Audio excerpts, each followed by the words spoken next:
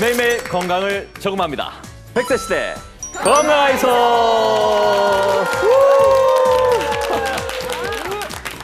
네, 여러분을 건강 부자로 만들어드리는 시간, 장수은행의 문을 활짝 열어보겠습니다.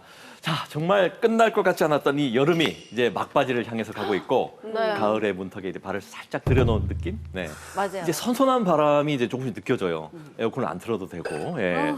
요런 날씨 참 좋지 않습니까? 아, 올여름 진짜 너무 더웠어. 더울 거라 예상을 했는데 예. 아, 나 기상캐스터들이 너무 밉더라고. 왜요? 내일은 더 덥겠습니다. 내일은 더 덥겠습니다. 폭염입니다. 이런 얘기가. 근데 진짜 너무 더웠잖아요. 네. 근데 구자를 딱 찍으니까 더운데도 시원한 느낌이 진짜 들어. 가을이 왔나? 정말 덥다가 짧잖아, 또 가을이. 맞아요. 선선한 바람이 불기 시작하면 참 기분이 참 좋아집니다. 가을의 느낌이 나는 이 선선한 바람처럼 저희 건강 하이소를 찾아주신 장수은행의 새 주치 5분을 소개해드립니다. 어서 오십시오. 어서 오십시오, 어서 오십시오. 오늘 처음 뵙는 분들이 너무 많거든요. 네. 우리 옥진아 원장님은 우리 또 자주 봐가지고 우리 패밀리 아닙니까? 다른 분들 너무너무 반갑습니다. 자, 오늘은 원장님들께 가을이 오면 뭘 하고 싶은지 적어달라고 했거든요. 여러분, 누구의 것인지 한번 맞춰보시기 바랍니다. 가을이 오면. 자, 어떤 분들이 어떤 내용을 적었는지 한 분 한 분 자, 소개를 받아보겠습니다. 하나, 둘, 셋. 여행을 가겠다. 여행. 누굽니까? 김동석 원장님. 네, 아까 말씀하셨던 것처럼 가을은 참 날씨도 좋고 여행하기 좋은 계절인 것 같습니다. 맞아. 저는 산을 참 좋아하는데 이제 뭐 애들이 어리다 보니 산을 통 못 갔어요. 그래서 올해는 꼭 가을에 이제 단풍 구경하러 산을 가보고 싶습니다. 여러분도 이렇게 좋은 곳으로 가려면 척추가 튼튼하셔야겠죠. 네, 한 번뿐인 인생 통증 없는 삶을 최우선으로 고려하는 정형외과 김동석입니다. 와. 반갑습니다. 네. 자, 다음은요. 하나, 둘, 셋. 자, 이분도 자연석으로인데. 아, 원장님. 예. 마스크를 이제 벗고 단풍이 울긋불긋 들어있는 그 가을산을 오르다 보면 스트레스가 절로 풀릴 것 같습니다. 이렇게 자연을 만끽하기 위해서는 오장육부뿐만 아니라 무릎, 어깨, 신체 골격도 모두 튼튼해야겠죠. 여러분의 100세 건강을 책임지는 국민건강지킴이 의사 겸 한의사 옥진아입니다. 네. 반갑습니다. 네. 자, 다음 원장님. 누굴까요? 맛집에 갈 것이다. 이거 살집 맞아요. 있어요. 먹어야 돼. 살집 있으신 분이 안 계신데? 자, 접니다. 네네네. 성도 원장님. 네, 금강산도 식후경이라고 전 가을이 오면 본격적으로 맛집 투어를 좀 해보고 싶습니다. 수확의 계절이다 보니 먹거리도 좀 풍부하고 지금 딱 생각나는 거는 집 나간 며느리도 돌아온다 하는 가을 전어. 전어. 근데 이렇게 맛있는 음식을 드시려면 치아도 튼튼해야 되는데요. 나이가 드셔도 맛있는 음식을 마음껏 드실 수 있도록 치아 건강을 책임지겠습니다. 치과 전문의 우성준입니다. 네. 반갑습니다. 환영합니다. 자, 먹고 나면 또 뭘 해야 될까요? 가을이 오면 하나, 둘, 셋. 그렇지, 운동해야지. 마라톤. 네, 저는 이제 가을이 오면 선선한 바람 때문에 마라톤하고 자전거 여행을 상당히 좋아하는데요. 선선한 바람을 맞으면서 자전거 여행도 하고 마라톤을 하면서 우리나라에서 가을 하면 제일 먼저 떠오르는 게 예쁜 단풍이잖아요. 그 단풍들을 보고 있으면 힐링되는 느낌도 있고 즐거움도 있고 감동도 있습니다. 즐겁게 운동을 하다 보면 자연스럽게 암을 예방할 수 있는 자연스럽게 예방이 되는 그런 부분이 있습니다. 여러분들의 이제 생명을 앗아갈 수도 있는 대장암, 그 대장암으로부터 여러분들을 지키는 대장암문외과 한언철입니다. 반갑습니다. 예. 어유. 든든합니다. 예. 암을 지켜주시는 우리 원장님. 자, 좋다. 이제 마지막 분이네요. 자, 누구일까? 하나, 둘, 셋. 오, 이게 하늘로 갔어요. 올해가 결혼 10주년입니다. 네, 그래서 신혼초고 와이프와 함께 가을 하늘에서 스카이 다이빙을 했던 기억이 좋아서 결혼 초에 이제 초심도 되찾고자 올 가을에는 와이프와 함께 스카이 다이빙을 하고 싶습니다. 여러분의 관절도 가을 하늘만큼 깨끗하고 새롭게 뉴 마디로 만들어드리는 정형외과 의사 서현재입니다. 반갑습니다. 낭만적이시다. 네, 이어지는 순서는 건강 하이소에서 제철 식재료를 소개해드리는 시간이죠. 2주의 핑미 시간입니다. 이번 주에 꼭 챙겨 드셔야 됩니다. 자, 만나보겠습니다. 하나, 둘, 셋! 꽃게입니다. 긴 여름이 지나고 찾아온 가을이 더없이 반가운 이유. 바로 금어기가 끝나고 돌아온 가을 꽃게 때문인데요. 제철을 맞아 맛도 영양도 2배인 이 꽃게는 넘쳐나는 가을 먹거리 속에서도 꼭 먹어야 하는 음식으로 손꼽힙니다. 속이 꽉 찬 꽃게로 이 포강 제대로 해볼까요? 부드러운 크림에 게살만 발라 넣어 만든 그라땡. 이거 맛없으면 반칙이죠. 니들이 개맛을 알아? 라면의 최고봉이라 할 수 있는 꽃게 라면. 무더위에 바닥난 체력을 끌어올려줄 바다의 보약 꽃게. 가을의 맛을 풍성하게 담은 꽃게를 2주의 핑미로 선정합니다. 자, 꽃게가 주인공이네요. 진짜 바야흐로 꽃게철입니다, 지금. 네. 여름철에 더워서 이제 입맛 잃어버린 분들이 이 시기에 이 꽃게 먹으면 정말 좋다고 합니다. 맞아요. 예, 꽃게 된장라면 네. 많이 있는데 그 중에서도 저는 그 간장게장. 나도 그런데. 다른 맛은 필요 없지 않습니까? 그렇죠. 네네네. 그거 하나로 밥 한 그릇은 뭐 충분히 뚝 따가는. 꽃게찜 식당에서는 영감독님 떴다 이러면 되게 두려워하더라고요. 아유, 나를 또 얼마나 먹을 것인가. 꽃게가 6월부터 8월까지가 원래 꽃게 개체수 유지를 위해서 금어기잖아요. 맞아요. 잡으면 못 안 잡아요. 되는데 지금 딱 가을 꽃게잡이 시작됐거든요. 알이 그냥 꽉 차있고 살이 살이 꽉 차 있잖아요. 너무 달아. 어린 친구들도 먹어도 너무 좋고 또 되게 좋아하잖아요. 그리고 성인들한테도 너무 좋고 이 고단백 음식이라고 하니까요. 우리 시청자 여러분들 온 가족 다 같이 한번 이번 가을에 꽃게 한번 드시러 가보세요.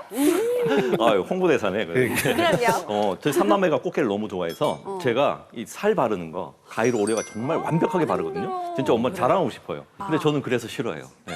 너무 오래 걸려가지고 아이들 좋아하니까 식단에 한번 올려서 온 가족이 정말 꽃게 잔치를 한번 요리로서 대접해 보시면 좋겠습니다. 자, 이제 장수 토크의 주제 장수극장으로 만나봅니다. 장수극장 막을 올려! 원장님, 저희 환자가 너무 없는 것 같아요. 요즘 경기도 안 좋고 돈을 못 벌다 보니까 사람들이 아파도 꾹 참는가 봐. 방에서 방 먹고 있는 모양이에요. 아니에요.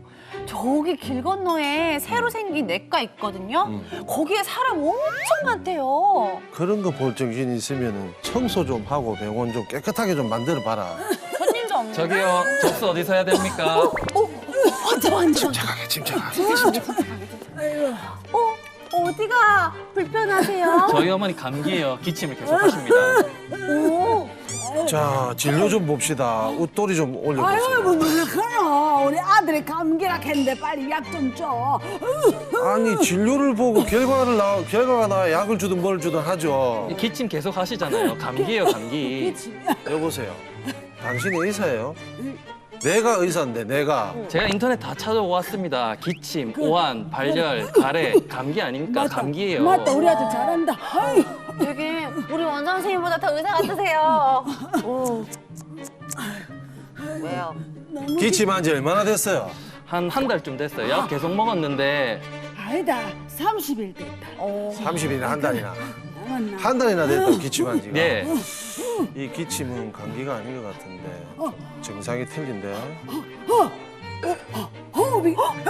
어머니 괜찮으세요? 주변. 진작 좀 병원 오시지. 이건 감기가 아니라 폐렴이에요, 폐렴. 폐렴이요? 네, 폐렴. 네, 그렇습니다. 요즘같이 이제 환절기가 특히나 이제 호흡기 질환자들 증가하기 마련인데 어르신들 입장에서는 이게 암보다 폐렴이 더 무섭다는 거예요. 폐렴이 더 무섭대요. 통계청에 따르면 국내에서 가장 흔한 사망 원인은 암, 심장질환, 다음 폐렴입니다. 네. 그래서 폐렴의 환자 수는 최근 급격히 증가하는 추세이며 특히 노년층에 있어서는 심각한 질병으로 꼽히고 있습니다. 폐렴은 세균이나 바이러스, 기생충, 곰팡이 등과 같은 병원균이 기도를 통해 침입해 폐에 염증을 일으키는 질환을 말합니다. 폐렴의 원인균으로는 우리가 흔히 잘 알고 있는 폐렴구균 이외에도 네. 90여 종에 이르는 병원균이 있는 것으로 알려져 있으며 폐렴을 치료하기 위해서는 이러한 원인균을 규명하고 적절한 치료를 받는 것이 중요합니다. 저도 운동선수 하기 전에는 아주 어릴 때죠, 그죠? 네. 그냥 기침만 계속 하다 보니까 별거 아니겠지 하고 집에 있고 이랬는데 좀 심해서 병원 가보면은 폐렴이다 하는 이런 걸 경험을 다 해보셨을 겁니다. 그러면 기침해서 감기다 이 생각하는 거하고 폐렴이다 이렇게 생각, 이 구분을 어떻게 해야 되는지. 맞아, 그거 잘 궁금하네요. 모르겠어요. 그러게. 감기는 보통 걸리고 이틀째 제일 증상이 심합니다. 그리고 일주일 정도 지나면 대부분은 증상이 약화되고 낫게 돼 있는데요. 만약에 일주일이 지나도 증상이 계속 발생을 한다면 일단 이때는 폐렴을 좀 의심을 하셔야 합니다. 네. 그리고 폐렴에 걸리면 기침이 나고 그다음에 고름처럼 노란 화농성 고름이 나오면서 대부분 38도 이상의 고열이 발생합니다. 네. 만약에 그 폐렴이 생긴 부위가 가슴 막염 근처에 있거나 그다음 가슴 막염이 함께 있는 경우에는 가슴 통증이 있을 수가 있습니다. 그러면 숨을 쉬거나 기침을 할 때마다 가슴이 통증이 발생하고 네. 호흡 곤란이 생길 수도 있습니다. 근데 그런 별 증상이 없는데 폐렴이다 이렇게 얘기 들은 분도 계시다던데 그럴 수도 있어요? 폐렴을 주의해야 되는 네. 65세 이상의 노년층에 있어서는 네.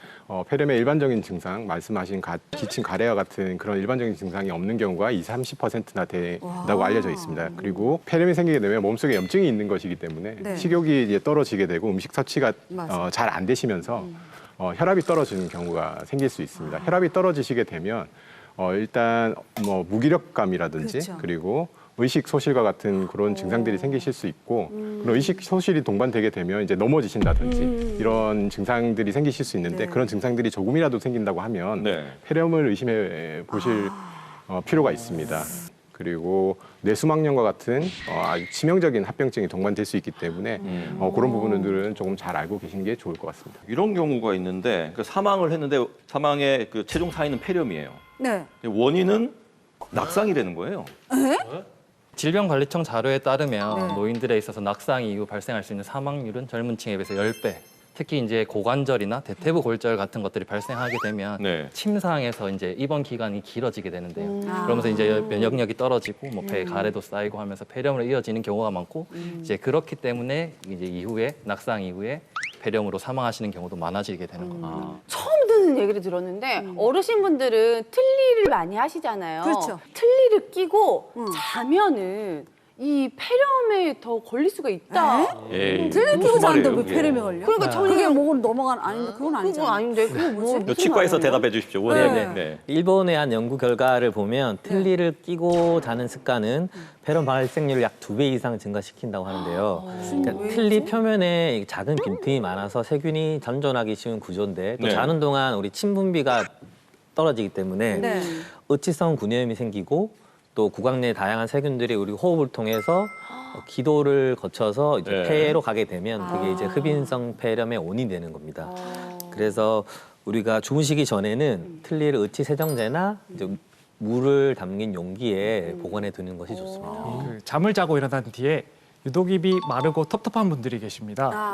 이런 분들은 코가 아닌 입으로 숨을 쉬는 구강 호흡을 하게 되는 경우인데요. 예. 이런 경우에 있어서 좀 더 폐렴이라든지 독감과 같은 호흡기 질환에 취약하게 됩니다. 그럼 폐렴 걸렸다. 그럼 치료는 어떻게 들어가요? 폐렴은 폐렴 구균에 효과가 있는 항생제 치료가 일반적인데요. 네. 보통 항생제는 일주일에서 열흘 정도는 투여를 하셔야 합니다. 네. 그 원인에 따라서는 항진균제가 사용되기도 하는데요. 환자의 상태나 뭐 치료에 대한 반응, 합병증 유무에 따라서 적어도 5일 이상의 치료는 필요합니다. 그리고 치료 종료를 위해서는 발열이 최소한 48시간에서 72시간 동안은 없어야지 치료를 종료할 수 있습니다. 자, 그럼 우리가 일상에서 우리 폐를 보호하기 위해서 혹시 폐나 호흡기 쪽에 좀 좋은 뭐 음식이 있을까요? 배가 있습니다. 과일 네. 배가 있는데 이제 뱃속에 있는 강력한 항산화 물질 루테올린 성분이 가래를 줄여주고 온몸에 이제 열을 내려주게 됩니다. 예. 그리고 이런 배를 이제 배즙으로 끓여 먹게 되면 이제 그 효과가 더 높아서 기관지 건강에 도움을 주게 됩니다. 아무래도 백신 접종 있잖아요. 아, 폐렴 백신. 그래, 맞아요. 그거 오. 있잖아요. 병원 가면은 이렇게 맞으라고 나와 맞아, 있거든요. 맞아. 아, 똑똑하다, 유나. 그쵸? 백신이라고 해서 모든 감염성 폐렴을 다 예방할 수 있는 건 아니지만 네. 반드시 접종하실 필요는 있습니다. 폐렴 예방 접종 같은 경우에는 13개의 균주를 포함하고 있는 13가 단백결합 백신이 있고 그리고 23개의 균주를 포함하고 있는 23가 다당 백신 이 두 가지 종류가 있는데요. 네. 말씀드린 것처럼 13가지와 23가지 다른 종류의 균주를 포함하고 있기 때문에 두 가지 다 접종하시는 게 좋고요. 단백결합 백신 같은 경우에는 조금 더 독한 균주들을 포함하고 있기 때문에 네네. 먼저 접종을 하시게 되면 8주가 지난 이후에 23가 다당 백신을 접종하시면 되겠습니다. 13가를 먼저 맞따라. 네. 네. 그리고 13가 단백결합 백신 같은 경우에는 한 차례만 접종하시는 걸로 충분하지만 네. 23가 다당 백신 같은 경우에는 5년이 지난 뒤 이후에 한 번 더 추가적인 접종을 하시는 것이 좋습니다. 예. 우리가 뭐 나이가 들고 젊고를 떠나서 좀 건강하게 숨 쉴 수 있는 호흡기 강화법 이런 것 좀 없을까요? 횡격막 호흡과 입술 오므림 호흡이 있습니다. 먼저 횡격막 호흡은 우리가 의자에 앉거나 누워서 한 손은 가슴에, 한 손은 배에 올리고 배에 공기가 가득 차도록 숨을 들이마십니다. 내뱉을 때는 가슴에 손은 안 움직이고 배 위에 손만 움직이도록 천천히 내쉬는 겁니다. 그리고 입술 오므림 호흡은 우리가 목과 어깨 주변 근육에 힘을 다 뺀 상태에서 코를 통해 숨을 천천히 들이마십니다. 그 다음 입술을 둥글게 오므려 주머니처럼 만든 다음에 천천히 내뱉는 겁니다. 이때 숨을 들이마실 때와 내뱉을 때 시간이 약 1대2가 되도록 천천히 내쉬는 게 중요합니다. 건강하이 소. 채널 돌아갑니다. 방법 어렵지 않습니다, 여러분. 네, 하니까 재미도 있고 조금 그 경쟁심이 좀 생기는 그렇지, 것 같아요. 그렇지. 맞아요. 길게 좀 뽑아보려고. 네. 알겠습니다. 자, 호흡까지 배워봤고요. 자, 이번에는 100세 건강을 위한 오늘의 투자처 금유나의 100세성으로 먼저 만나보겠습니다.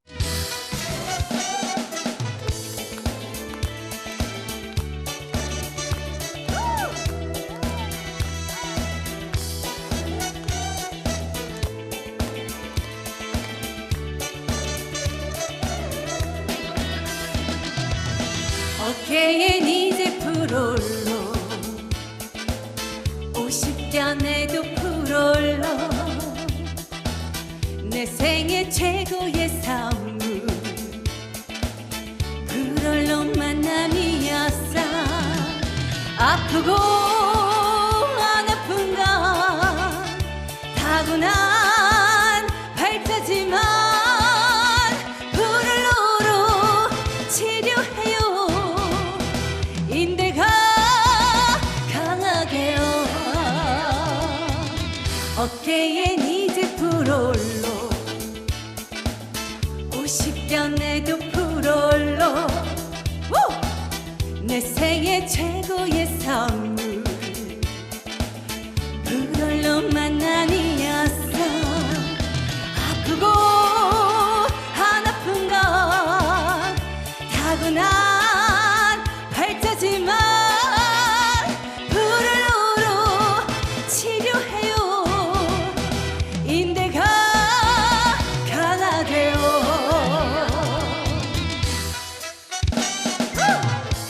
오늘의 투자처 어깨 질환 50견 풀로 치료로 잡는다. 자, 오늘의 주치 옥진아 원장님 모십니다. 어서 나오십시오.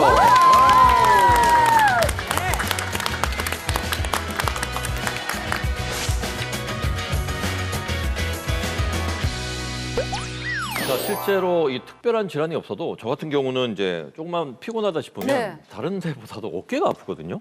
진짜 뻐근하지 않아요? 그죠? 예. 뭉친 것 같고. 왜 그런 거예요? 네, 피곤한 상태에서는 근육이 긴장해서 수축을 합니다. 그 근육은 수축과 이완을 반복해야 영양소와 산소가 혈액을 통해서 공급이 되고 잘 이루어지면 그게 탄력이 있게 되는데요. 계속 수축만 하게 되면 결국 덩어리가 져서 단단하게 뭉쳐지게 됩니다. 이때 혈액 공급이 잘 안 되면서 통증 유발 물질들이 밖으로 배출이 안 되고 쌓이니까 통증이 나타나게 되는 것입니다. 예. 다양한 신체 부위 중에서 어깨에 통증이 자주 발생하는 이유는 승모근 때문인데요. 어깨 근육 중에 승모근은 머리의 무게를 지탱합니다. 우리가 피곤하면 자세를 잡는 근육이 있는 어깨부터 피로도가 증가되는데 네. 자세가 흐트러집니다. 이렇게 거북목이 이렇게 되는 네, 거죠. 맞아요. 네. 자세가 흐트러지면서 거북목 자세가 되기 쉽고 거북목 자세가 되면 어깨 근육에 통증이 생길 수 있습니다. 어깨 질환의 대표적인 게 어떤 게 있을까요? 네, 대표적인 것으로 먼저 1번으로 회전근개 파열을 들 수가 있는데요. 회전근개는 어깨를 움직여주는 4개의 힘줄입니다. 회전근개 파열이라고 하면 회전근개 힘줄이 손상되거나 끊어져서 나타나는 질환을 말하는데요. 나이가 들면서 어깨를 움직이는 힘줄에 미세 손상들이 누적이 되면서 나타나는 경우가 많지만 테니스를 치거나 맞아. 골프를 한다든지 어깨를 많이 쓰는 운동을 하면서도 나타날 때가 있습니다. 그러니까 어깨가 아파서 팔을 못 움직이는 것도 이것도 힘든 거잖아요. 근데 어떤 분들은 잠을 못 잔대. 너무 아파서. 그건 어떤 질환인 거예요? 예, 어깨 네. 질환 중에 너무 극심한 통증을 일으키는 질환이 있는데요. 네. 석회성 건염이라는 질환입니다. 석회성 건염은 우선 어깨를 회전시키는 역할을 하는 힘줄 중에 하나에 석회가 생겨서 통증을 유발하는 질환인데요. 네. 힘줄을 의미하는 건에 염증이 생긴 것을 건염이라고 하고요. 석회의 침착과 더불어서 힘줄에 염증이 같이 있는 경우는 석회성 건염이라고 하는데 이 석회성 건염이 그냥 석회만 있을 수가 있고 네. 그 석회성 건염의 흡수기에는 정말 팔이 빠질 것 같다. 팔이 이거 부러진 거 그래, 아니냐. 맞아. 엄청 극심한 통증을 호소하십니다. 예. 그때는 팔을 뭐 앞으로도 옆으로도 안 돼, 아예 안 돼. 움직일 수가 없어요. 저도 요즘에 좀 어깨가 많이 좀 뻐근하더라고요. 그랬더니 주변에서 50견 온 거 아니냐고 그러더라고요. 50견은 이제 50대에 대부분 많이 발생을 한다고 해서 네. 50견이라는 별명이 생긴 거고 정식 명칭은 유착성 관절낭염입니다. 50견이라고 불릴 만큼 50대의 발병률이 높은 질환인데요. 최근에는 금유나님처럼 30견, 30대에도 많이 온다고 해서 그럴 수 30견이라는 있겠네요. 표현이 생길 정도로 젊은 층에도 많습니다. 어깨가 쑤시고 아프다 이런 말을 많이 하지 않습니까? 그거는 50견과 회전 근개 파열 정확하게 어떤 걸로 구분할 수 있죠? 만세 자세를 취할 수 있는지 여부로 조금 구별은 가능합니다. 50견은 특정 범위 이상 팔을 올리면 말 그대로 유착성 관절염, 굳어버린 것이기 때문에 돌리면서 찌르는 듯이 통증이 있고 올릴 수가 없어요.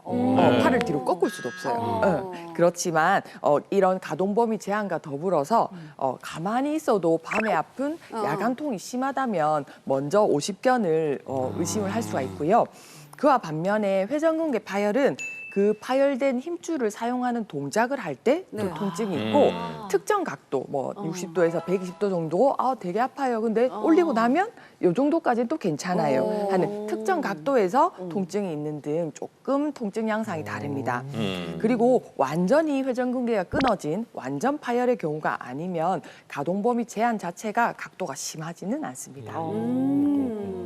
네, 이분도 역시 어깨 통증이 너무 심해서 이제 한의원을 찾으셨어요. 그래서 네. 양한방 통합 치료를 통해서 이제 회복하셨다고 합니다. 네, 그 네. 단계에 있다 그러는데 어떤 분인지 만나보겠습니다. 평소 어깨 많이 사용하시나요?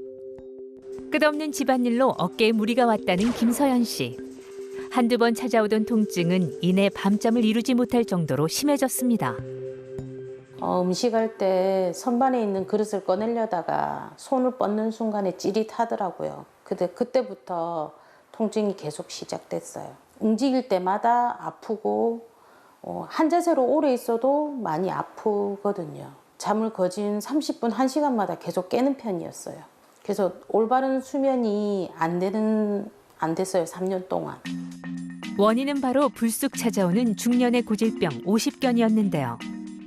최근 환자 수가 꾸준히 증가하고 있는 만큼 별다른 외상은 없지만 어깨가 아프다면 50견을 의심해야 합니다. 네, 김서연님 같은 경우 오른쪽, 왼쪽 다 지금 엑스레이상에서 이렇게 견쇄관절은 퇴행성 소견이 좀 보이고 지금 여기가 많이 좁다 이런 건 아니에요. 누워 있는 분들은 50견 관절염이 잘 안 나아요. 유착성 관절염이. 오늘 또 어깨 치료 또 도와드리겠습니다. 김서연 환자분은 처음 내원 당시 양쪽 어깨에 유착성 관절염으로 내원하셨습니다. 밤에 야간통이 심해서 수면을 제대로 취할 수가 없었는데요. 옷을 입고 벗고 그다음에 물건을 들고 내리고 하는 여러 가지 일상생활에 필요한 동작들이 되지 않아서 많은 통증을 호소하시고 불편감을 호소하셨습니다. 환자분의 경우 다 병원에서 수술적 치료를 하고도 다시 관절에 유착이 생긴 환자였기 때문에 우선 관절의 유착을 풀어주고 손상되어 있는 힘줄을 증식시키고 재생시키는 프롤로 주사와 함께 고혈압, 당뇨, 고지혈증 같은 전신의 만성질환을 가지고 계셨기 때문에 그 부분들이 같이 해결이 될 수 있도록 한방치료를 병행하였습니다. 먼저 프롤로 주사 치료를 합니다. 초음파를 보면서 손상 부위에 고농도 포도당과 비타민을 혼합한 약물을 주사하는데요. 이는 염증으로 인한 통증은 줄이고 약해진 인대와 힘줄은 강화하는 효과가 있습니다. 야간통이 반 이상 줄어서 우선 수면의 질이 많이 올라가셨습니다. 가동 범위도 반 이상 좋아져서 특정 각도는 이제 정상 범위 내로 돌아와 있고 지속적인 물리치료와 침치료 등 재활치료가 필요할 것으로 생각됩니다. 환자처럼 전신질환이 있는 경우 오십견이 더 심할 수 있는데요. 이럴 땐 당뇨와 어깨 관절에 좋은 혈자리에 침 치료를 시행합니다. 또한 운동 치료로 어깨 관절의 가동 범위를 넓혀주는데요. 경직된 근육을 풀어 원활한 혈액순환을 돕습니다. 굉장히 좋은 편이에요. 지금 치료받고 나서 통증도 절반 이상 줄었고요. 통잠 잔다고 하죠. 한 3-4시간 정도는 그냥 푹 자는 편이에요. 인체에 무해한 자기장을 통증 부위에 투과하여 통증 조절을 도와주는 자기장 치료도 병행하는데요. 덕분에 어깨 통증의 굴레에서 벗어날 수 있게 됐습니다.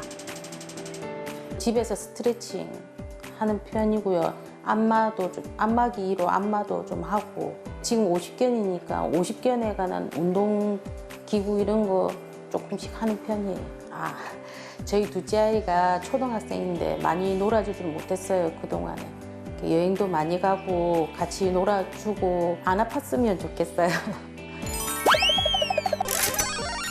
네, 잘 봤습니다. 그러니까 이분처럼 이제 한의원에 오시면 오십견 치료는 어떻게 진행이 되는 겁니까? 네, 우선은 양 한방을 동시에 보면서 진단을 하고 또 집중적인 협침 치료를 통해서 진행을 합니다. 뼈와 뼈를 잇는 것은 우리가 인대라고 하고요. 뼈와 이제 근육을 잇는 것은 힘줄입니다. 네. 이제 그 위를 이제 근육이 좀 움직이면서 우리가 활동을 하게 되는 건데요. 근육이 약화가 되면 인대와 관절에 부하가 더 많이 걸리게 됩니다. 그리고 근육량이 풍부하고 많다면 어느 정도 인대와 관절의 부담이 줄어들게 되는 거죠. 도수 치료라고 하면 굳어진 관절을 이완을 시키면서 근육량이 늘어날 수 있도록 운동 치료를 합니다. 프롤로 치료와 병행을 했을 때 어깨가 움직일 수 있는 가동 범위를 늘리고 통증을 근본적으로 해결하는 데 효과적입니다. 그리고 프롤로 치료를 통해서 손상된 힘줄과 관절낭을 자극하고 재생되게 해주게끔 하고요. 더불어서 한방적으로 침치료와 뜸치료를 통해서 근막을 유착을 풀어주고 혈액순환을 증가시킬 수 있도록 도움을 드립니다. 약간 노래에서도 나왔지만 어깨엔 이제 프롤로. 이 프롤로 주사라고 유법이라고 하는데 저는 조금 생소하거든요. 이게 어떤 치료예요? 프롤로 주사는 1940년대에 미국의 외과 의사인 조지 해켓 박사가 창시한 치료법입니다. 외과 수술로 치료가 잘 되었는데도 통증이 계속 지속되는 환자들을 관찰해 본 결과 뼈와 같은 구조물이 아니라 그 주변을 받치고 있는 힘줄과 인대 등 연부 조직에서 통증이 나타난다는 것을 알게 되었습니다. 약화된 그 연부 조직을 주사로 단단하게 만들어주면 통증이 줄어드는 원리를 활용한 것인데요. 고농도 포도당과 비타민 등을 혼합을 해서 직접 손상된 인대와 힘줄 부위를 찾아서 약물을 주입을 합니다. 그러면 인위적으로 좀 붓고 염증 반응이 일어나는데요. 그러면 인대와 힘줄의 강도가 증가하고 그 관절의 안정성이 더욱 증가하게 되는 겁니다. 저는 막 신기술인 줄 알았는데 말씀 듣고 보니까는 굉장히 오래전부터 있었던 그런 치료법이네요. 그렇습니다. 그 굉장히 좀 몇십 년 된 오래된 치료법이고요. 그리고 더불어 최근에는 더 이제 프롤로 치료가 발전을 하여서 인대에만 놓는 것이 아니라 초음파를 보면서 혈관과 신경이 지나가는 그 주위 부위를 찾고 신경이 유착이 되어 있다면 그 유착된 부위를 주사액으로 공간을 벌려주는 신경 프롤로 치료가 같이 시행되고 있습니다. 이는 신경이 포착되어 발생하는 통증이 있을 때 물리적으로 공간을 확보해주면서 신경 회복에 도움이 되는 약제를 주입하면서 통증을 낫게 하는 효과가 있습니다. 우리가 이제 자동차도 오래 타다 보면 자꾸 삐걱삐걱 소리가 나고 덜컹덜컹 소리가 나죠. 볼트가 느슨해지면 그 이음새에 틈이 생겨서 그렇습니다. 볼트를 조이고 그다음에 기름을 치면 또 좋아지죠. 우리 인체도 그와 비슷하다고 생각하시면 되겠습니다. 프롤로 치료 간단히 할 수 있는 건지 그리고 또 어떤 장점들이 있는지 알고 싶어요. 우선 비수술적 요법으로 절개를 하지 않고 주사 치료 요법으로 할 수 있다는 게 좋고요. 입원하지 않고 외래 치료로 10분에서 15분 정도의 시간으로 주사 치료가 가능하십니다. 네.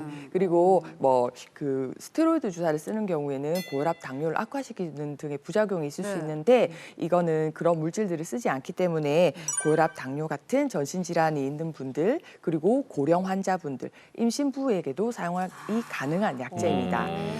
그리고 이제 인대에 힘줄 이 붙어 있는 모든 관절 부위에 적용이 가능하다는 장점도 있습니다. 이게 장점 많으면 또 사람의 심리가 계속 맞고 싶거든요. 맞아요. 한 번에 끝내는 건지 아니면 매일 맞아야 되는 건지 그게 궁금해요. 운동을 하루 한다고 해서 뭐 근육이 막 생기진 않잖아요. 한 번 주사 치료로 인대가 다 증식되면 좋지만 그렇지는 않습니다. 그 프롤로 치료를 처음 시행한 이후부터 2, 3주가 지난 뒤부터 인대가 증식된다는 연구가 있는데요. 시간이 경과하면서 인대 세포가 증식되고 점점 손상 부위가 강화되는 치료법입니다. 3개월에서 6개월까지도 인대 증식은 계속되어서 증상이 점점 좋아지는데요. 대부분 환자분들은 1에서 2주 간격으로 총 5에서 6회 정도 치료를 말씀을 드리고요. 경과에 따라서는 한 달 뒤, 석 달 뒤 이런 식으로 주기를 띄워서 하기도 합니다. 혹시 이 프롤로 주사라는 것하고 이제 사람이 안 맞을 수가 있나요? 예를 들어서 이게 주사를 맞았는데 오히려 더 아프다는 분들도 계시거든요. 그럴 수 있고 맞고 나서 더 아프다고요? 네, 맞습니다. 그 프롤로 주사 치료가 그 며칠 내에는 통증을 더 느끼는 분들이 많습니다. 일부러 염증을 일으켜서 치료를 꾀하는 원리 때문인데요. 시술 이후에 좀 통증이 따르는 건 조금 자연스러운 반응이긴 합니다. 근데 그 강도가 대부분 하루 정도 지나면 괜찮은데 3, 4일씩 몸살하는 분도 있긴 합니다. 그 따라서 프롤로 주사 치료를 할 때는 염증을 좀 가라앉히기 위해서 먹는 진통소염제라든지 스테로이드 주사는 효과를 반감시킬 수 있기 때문에 하지 않으시는 게 좋습니다. 시간이 지나면 염증도 잦아들고 손상된 조직이 회복되면 통증도 점점 경감되기 때문에 시술 후에 나타나는 통증 때문에 당황하실 필요는 없습니다. 아픈 게 정상이다. 그러면은 이게 조금 뭐 부작용이 있을 수도 있잖아요. 부작용이라든가 아니면 조금 주의해야 될 점, 좀 이런 게 있을까요? 사람에 따라서는 초기에 이제 시술의 통증이라든지 부종, 미열 같은 증상이 나타날 수 있는데 이는 조직이 재생되는 과정에서 발생할 수 있는 증상으로 부작용은 아니고 수일 내에 대부분 증상은 좋아집니다. 그리고 프롤로 주사는 포도당과 비타민 같은 영양제로도 쓰이는 물질들이 주로 구성이 되는데요. 스테로이드 같이 계속 주사를 맞았을 경우에 고혈압, 당뇨 같은 전신 질환에 악영향을 미치는 약제는 사용하지 않기 때문에 그 약제에 대한 부작용은 걱정은 조금 덜 하셔도 되고요. 정맥에 바로 들어가는 것이 아니라 인대 부착 부위에 소량씩 들어가기 때문에 전신 반응을 일으킬 확률도 좀 적습니다. 시술 후에 주의사항이라고 하면 탕에 들어가는 목욕은 하루 이틀 정도는 하지 않기를 권유를 드리고 술, 담배는 혈액순환에 이제 도움이 안 되기 때문에 한 3일 정도는 삼가하시기를 말씀을 드립니다. 그리고 치료 그 당일은 되게 뻐근하고 아프시거든요. 그래서 그날은 충분히 휴식을 취하는 것을 권유드립니다. 쭉 들어보니까 프롤로 주사 치료 이게 상당히 효과도 있고 간단한 것 같아요. 그럼 어깨 말고 또 다른 곳에도 효과를 볼 수 있습니까? 예, 프롤로 주사는 목과 허리 같은 척추, 그리고 어깨, 무릎, 팔꿈치 같은 관절, 인대가 붙어 있는 곳이 손상되어 나타나는 만성 통증에 효과가 있습니다. 퇴행성 관절 질환이 협착증, 그다음에 퇴행성 무릎 관절증 이런 질환에도 당연히 효과가 있고요. 그리고 축구하다가 무릎을 다쳤다든지, 뭐 골프 치다가 뭐 팔꿈치에 통증이 발생했다든지 하는 네. 스포츠 손상과 더불어서 우리가 뭐 살면서 넘어져서 다쳤다, 뭐 부딪혔다 이런 외상에 의한 힘줄과 인대 손상에도 재생의 효과가 있습니다. 그럼 일단 인대 쪽에는 문제 있으면 다 좋다는 거네, 프롤로 주사가. 그럼 예방 주사 차원에서 미리 맞아두면 아프지 않을 것 같다는 갑자기 그런 생각이 좋은 생각이네요. 들기 맞아, 시작했어. 맞아, 맞아. 궁금하다. 괜찮지 않습니까? 이 주사는 사실은 처음엔 더 붓고 아픈 주사 치료거든요. 예. 그래서 아프지도 않은데 맞으려는 분이 그럼 맞으면 안 돼요? 과연 있을까 싶은데요. 네. 그 나이가 들면서는 사실은 인대와 힘줄은 점점 약화가 됩니다. 근육량도 많이 감소를 하고요. 그래서 어깨에 회전근개 손상이 있다, 목이나 허리에 척추관 협착증이 있다, 무릎에 퇴행성 관절염이 있다 하는 진단을 받으셨다면 평소에 증상이 많이 심하지 않더라도 심하게 아파지기 전에 치료하는 것은 더 좋을 수가 있습니다. 인대 강화 주사는 늘어나고 약해진 그 병변 부위뿐만 아니라 그 주변, 그 위아래까지도 같이 치료가 들어가기 때문에 전체적인 척추나 관절의 안정성을 높이는 데는 도움이 될 수 있습니다. 그렇군요. 자, 이게 중년의 고질병 오늘 50견에 대해서 배우고 있는데, 그렇다면 우리가 평소에 그러면 조금 생활 습관으로 막을 수 있는 그런 거 좀 알려주시면 좋을 것 같아요. 네, 그 아침에 일어나면 꼭 스트레칭을 해주는 것이 좋습니다. 스트레칭. 가볍게 어깨 관절을 모든 각도로 이렇게 풀어주고, 그다음 혹시 많이 사용하거나 좀 통증이 좀 느껴지는 날에는 어깨 주변에 따뜻한 핫팩을 올려서 혈류 순환이 잘 되게 하면 그 우리 몸은 미세 손상은 어느 정도 회복할 수 있는 능력이 있습니다. 예. 그리고 마지막으로 책상에 이제 앉았을 때 구정한 자세로 이렇게 앉아서 일하는 자세는 피하시는 것이 좋겠습니다. 그러면 우리 귀한 선생님 모셨으니까 선생님 이 그래요. 어깨 건강, 이 스트레칭 좀 한 번 좀 알려주세요. 네.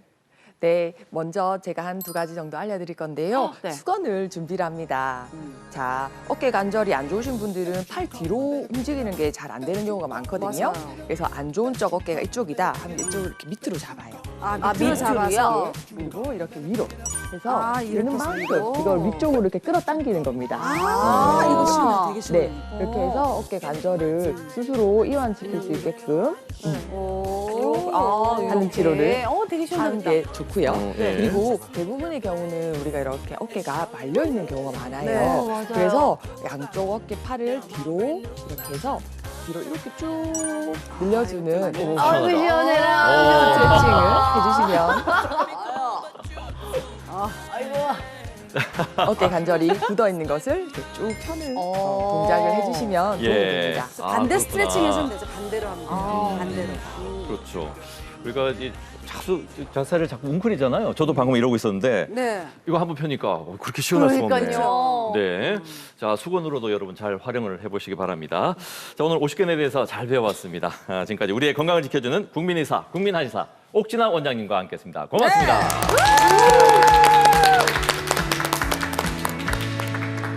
자, 이번에는 재밌는 건강 정보를 알아보는 시간이죠. 백장수와 함께하는 거북한 수다. 오늘도 시청자 사연으로 시작합니다.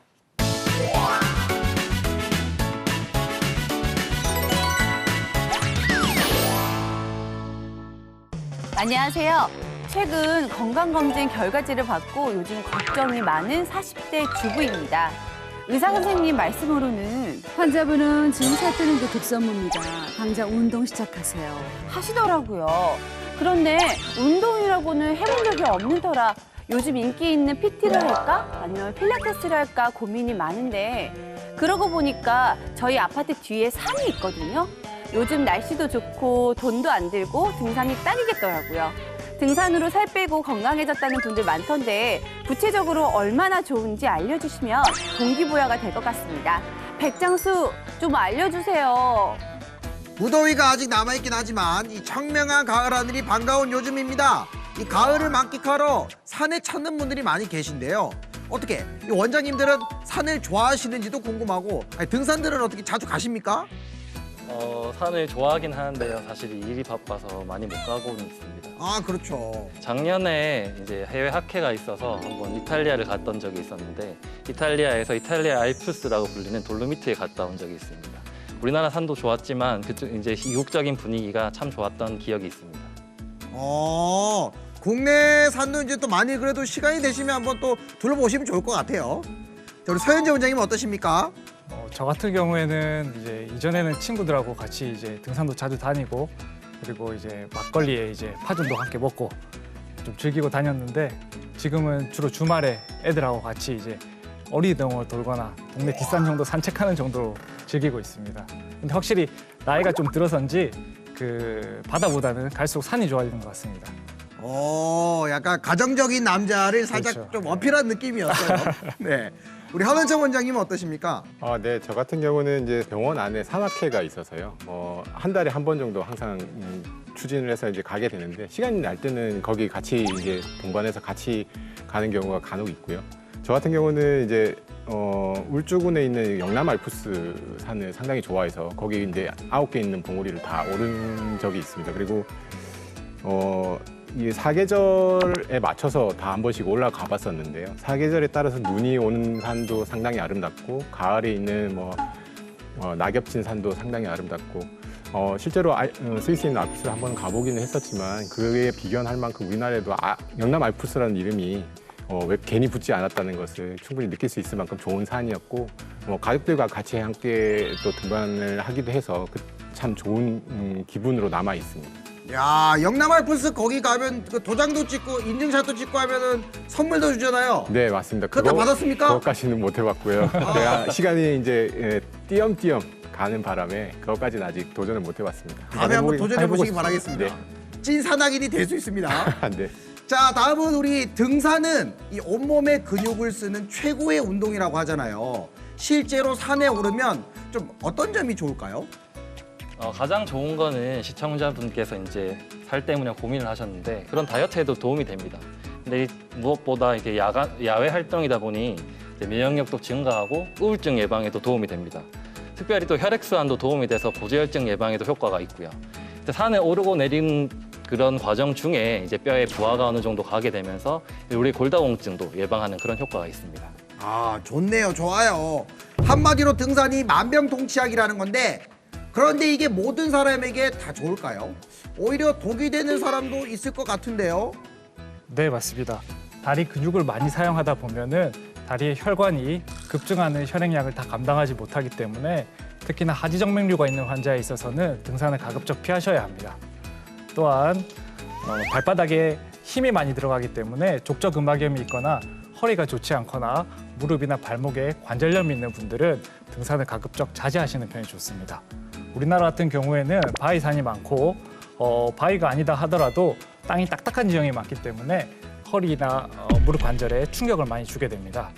또한 이제 등산을 오를 때보다 하산할 때 체중에 하중이 많이 가해지기 때문에 허리나 무릎 관절이 좋지 않은 분들에 있어서 과도하게 무릎 관절을 많이 쓰다 보면은 이런 무릎 관절 연골에 조금 더 손상을 심화시키게 됩니다. 본인의 몸 상태를 고려해가지고 잘 가야 되겠네요. 선택해서요. 그렇죠. 알겠습니다. 부상은 막고 이 건강을 챙길 수 있는 가을 산행을 하기 전에 좀 알아둬야 될 게 있을까요? 먼저 제일 중요한 것은 등산하기 전에 사전 준비 운동을 먼저 하고 올라가는 것입니다. 가볍게 스트레칭을 하고 등산을 시작을 해야 큰 부상을 막을 수 있습니다. 그리고 또 중요한 건 장비인데요. 우리 앞서 말씀해 주신 것처럼 바위가 많은 특성상 미끄러지거나 넘어지거나 할 수 있는 가능성이 높기 때문에 등산화를 반드시 착용하시는 것이 좋고요. 그리고 체온 변화를 막기 위해서 가벼운 점퍼라든지 외투를 챙기시는 게 좋습니다. 그리고 또 수분 섭취를 위한 물과 같은 음료수를 반드시 좀 챙겨서 등산을 하시는 게 좋을 것 같습니다.